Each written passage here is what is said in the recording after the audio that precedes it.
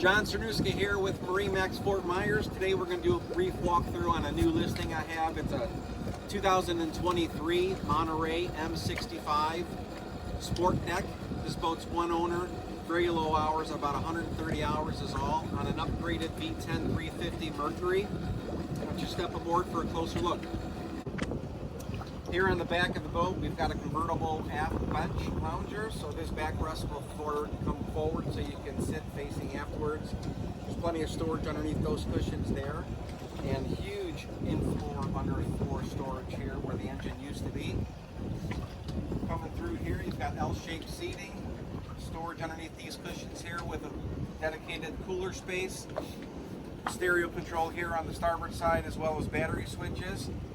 Freshwater sink with additional storage here.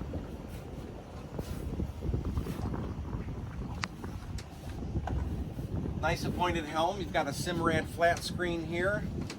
Stereo controls, digital throttle and shift, trim tabs. Nice head on the port side here. This is a step-in head with an upgraded electric flush, freshwater sink. Some additional storage here underneath the helm console. Dedicated table storage with filler cushions. Integrated armrest here at the bow, as well as additional storage here in your anchor locker.